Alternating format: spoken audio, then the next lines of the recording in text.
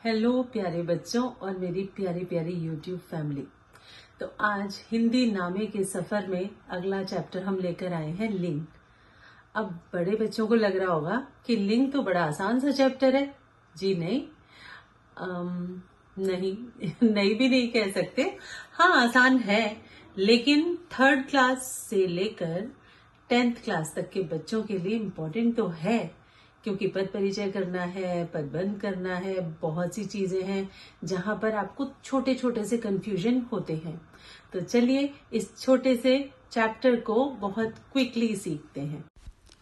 बच्चों, लिंग एक बहुत छोटा सा विषय है।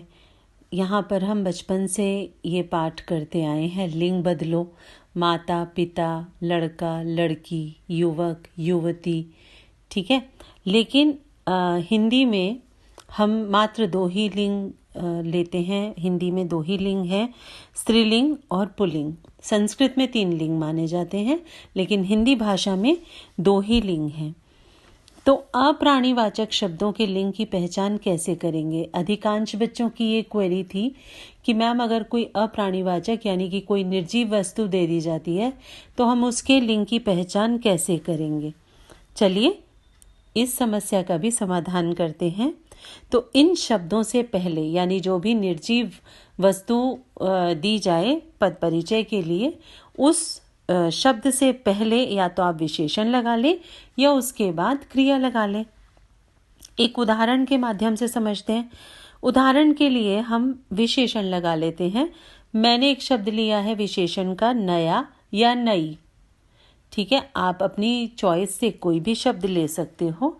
चलिए कुछ शब्द ले लेते हैं। मैंने शब्द लिए हैं विद्यालय और अलमारी। तो विद्यालय से पहले हम विशेषण लगाएंगे तो नई विद्यालय नहीं आएगा, वो गलत हो जाएगा। यहाँ पर आएगा नया विद्यालय, यानी कि विद्यालय पुल्लिंग शब्द है। और अगर अलमारी शब्द आता है और तो उसके आगे नई आएगा, यानी कि अलमारी स्त्रीलिंग शब्द है। इसी प्रकार आप बहुत से शब्दों को, अन्य अनेक शब्दों का लिंग इसी प्रकार पता कर सकते हैं।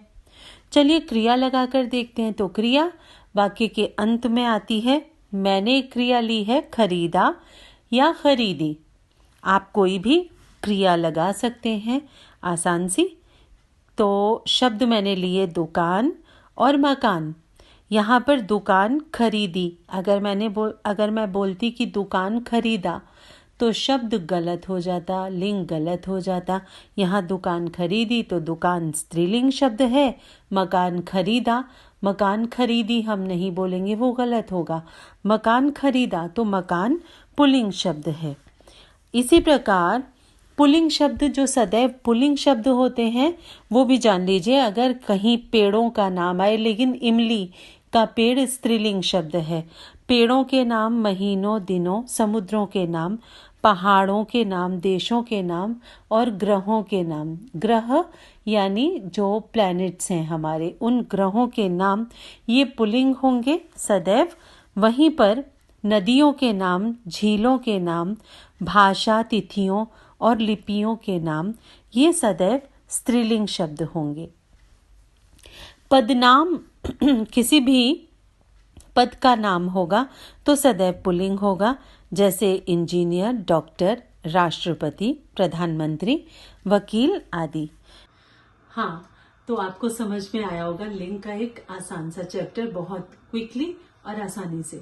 फिर भी कोई समस्या आए तो आप कमेंट सेक्शन में लिखते जाइए और हम उन समस्याओं का समाधान करते जाएंगे, क्योंकि हम हैं तो क्या गम है।